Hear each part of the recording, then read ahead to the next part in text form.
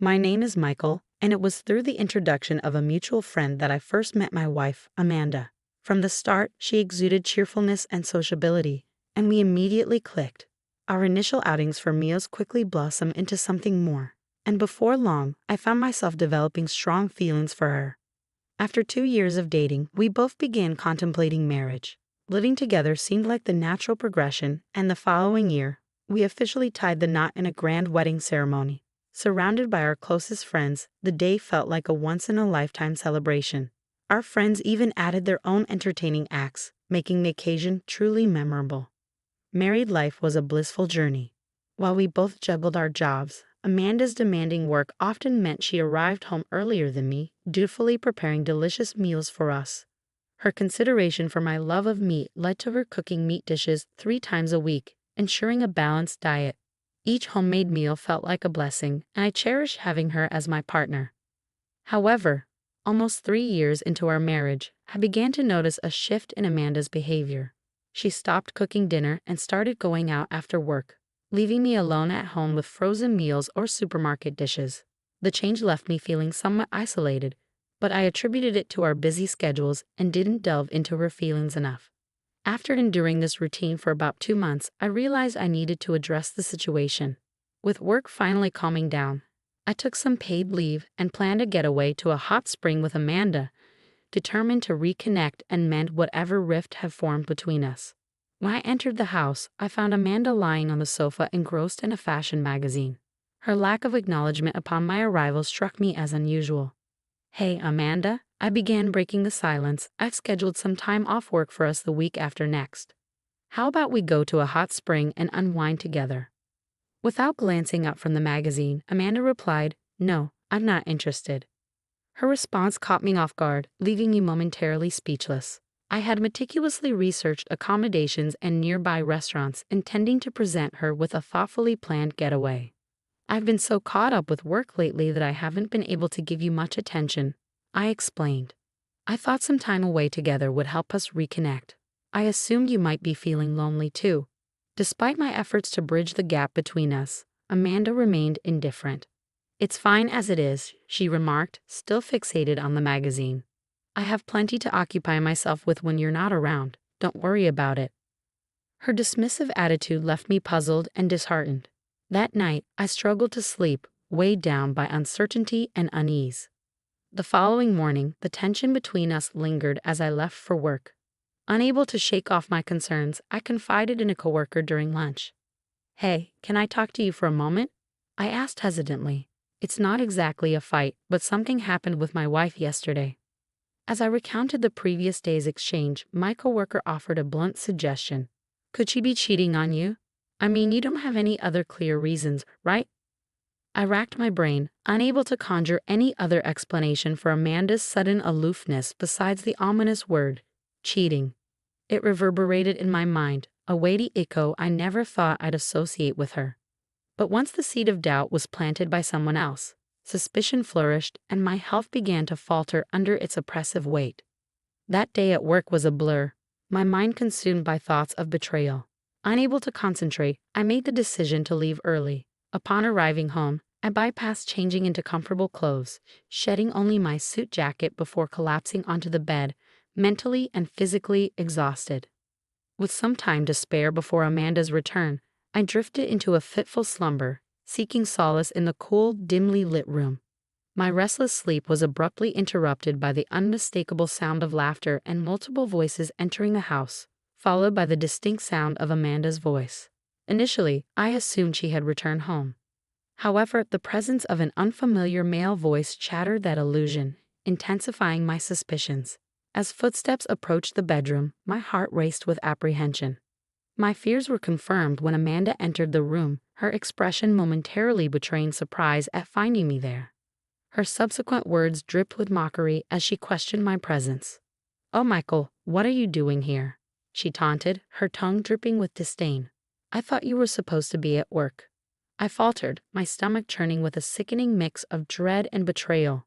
I decided to take a paid day off, needing some time to process everything. Amanda's response was indifferent, her gaze shifting to the tall man standing beside her, his arm casually draped over her shoulder.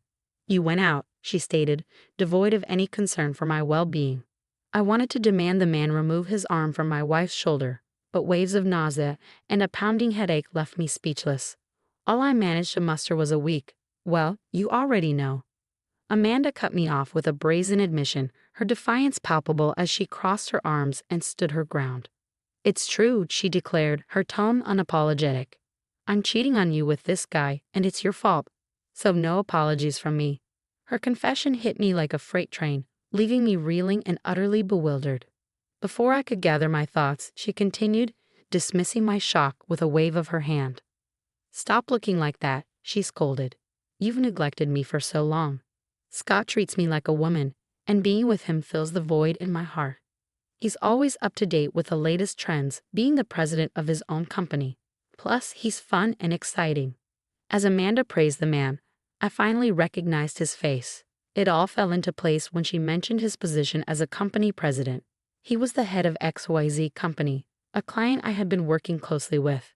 His meteoric rise in the industry, starting his business in his 20s, had made him a notable figure.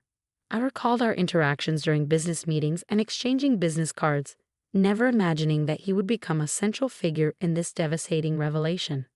"Why?" I asked Amanda, my voice trembling with disbelief. "Like I said before, that's why," she replied nonchalantly, her tone devoid of remorse. "But I'm fine with getting a divorce." The word divorce hung heavy in the air, igniting a desperate urge within me to halt Amanda's departure. Yet as she moved to leave the room with Scott, I struggled to find the words to stop her. "Are you really okay with ending our marriage so easily?" I implored, my heart aching with the weight of impending loss. But Amanda brushed off my concerns with a dismissive wave. "It doesn't matter anymore," she declared, making a move to exit with Scott in tow. "I'll ensure Amanda's happiness, so don't worry," Scott interjected, flashing me a disarming smile before following Amanda out of the room. Left alone, I grappled with the reality of impending divorce, a bitter pill to swallow. In the aftermath, I finalized the divorce proceedings and received alimony. However, the emotional toll of the betrayal left me mentally shattered, necessitating a leave of absence from work to focus on my recovery. The root of Amanda's infidelity became clear during this period of introspection. My relentless dedication to my job had left her feeling neglected, driving her to seek solace in the company of others. Amanda's outgoing nature and ease in forging connections led her to cross paths with Scott at bars, where their bond quickly deepened. During my hiatus from work, a colleague informed me that Scott's company, a former client, had relocated its headquarters from New York. This revelation brought a sense of closure, knowing that I would no longer have to face the painful reminder of Amanda's betrayal in a professional context. In the years that followed, I gradually reclaimed my mental well-being. By a stroke of serendipity, I found love once again and made the decision to remarry, embracing the hope of a brighter future. I had made the decision to change jobs and relocate to a rural area, seeking a more tranquil lifestyle surrounded by abundant nature compared to the hustle and bustle of the city. Married life in this serene setting seemed to suit me well, and I was content, living a peaceful existence. However, tranquility was disrupted when, on a day off, a police officer called out my name, halting me in my tracks. Confused and unaware of any wrongdoing, I followed my instincts and made my way to the police station. Upon entering the station and being ushered into a room, I was met with an unexpected sight: my ex-wife, Amanda, waiting for me. Before I could process the situation, Amanda launched into a tirade, accusing me of stalking her with an unsettling level of excitement. Bewildered by her accusations, I attempted to reason with her, but she persisted, refusing to acknowledge my side of the story. My confusion only deepened when a police officer brought in another individual, Scott.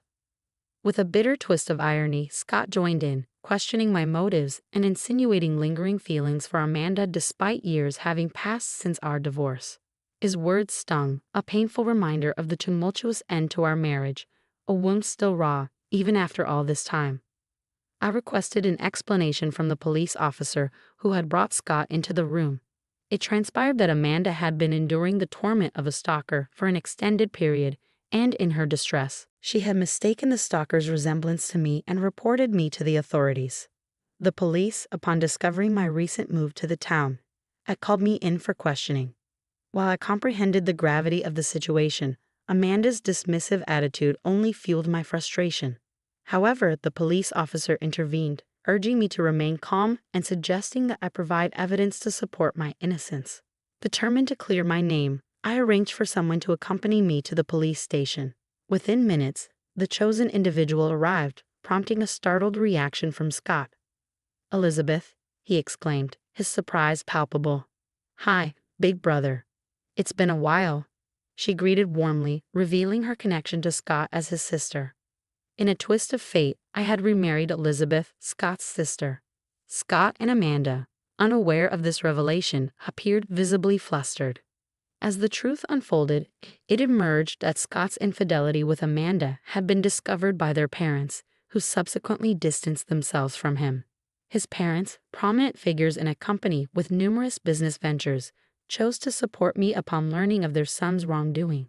Initially hesitant to face the family of Amanda's lover, I found solace and understanding in their company as we spent time together, my heart gradually finding peace amidst the turmoil. I found love once again, this time with Elizabeth, Scott's sister, and we eventually tied the knot. Scott's reaction was one of disbelief and outrage. "Are you kidding me?" he erupted, his voice laced with anger. "I haven't heard anything about this." Elizabeth, accustomed to her brother's temperament, countered his outburst calmly. "Well, I had a duty to inform someone who no longer considers us family. Besides, during the time you claimed Michael's ex-wife was being stalked, he was actually having dinner with me at the hotel's restaurant. You should be able to find our names on the reservation list, and if you ask the waiter who served us wine, he should be able to confirm it." With Elizabeth's testimony, I was finally exonerated of all charges. As we left the police station, grateful for Elizabeth's support, Amanda and Scott confronted us, their intentions clear. "Wait a minute," Scott interjected, grabbing Elizabeth's shoulder. "Did you really marry this guy? He failed in a city and ended up in a rural area. You'll regret it if you marry someone like him." Amanda chimed in, echoing Scott's sentiments. "That's right. He neglected me a lot when we were married too." It was evident that they were determined to cast a shadow over our happiness. However, Elizabeth remained steadfast, shaking off Scott's hand from her shoulder. Just then, a luxury car pulled up in front of the police station, and Scott's expression shifted to one of surprise. "Oh, Dad," he exclaimed, realizing who had arrived. Scott's father stepped out of the car, his demeanor stern as he addressed his son. "I have no reason to be called Dad by you," Scott's father retorted sternly, addressing his son's disrespectful behavior toward Elizabeth and me. "More importantly, it seems you have been quite rude to my daughter and son-in-law." Scott shrugged dismissively. "Well, can't be helped, can it? Are you really okay with Elizabeth marrying this loser?" His father's expression hardened. "What's with your attitude toward the heir to my company? If anyone's a loser here, it's you. Your business only succeeded because of good luck, and you've been acting all high and mighty without even understanding proper management. You have no right to badmouth Michael.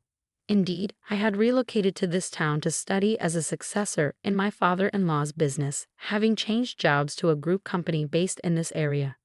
As the truth sank in, Scott's confidence wavered, his shoulders drooping in defeat.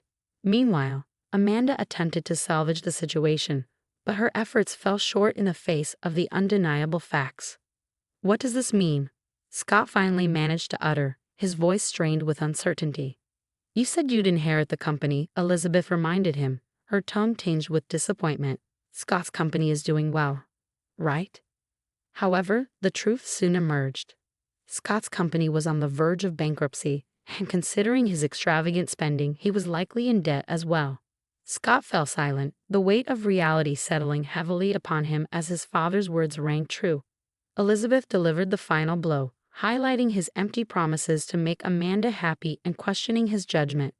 With the truth exposed, the suspicion of stalking against my ex-wife was cleared.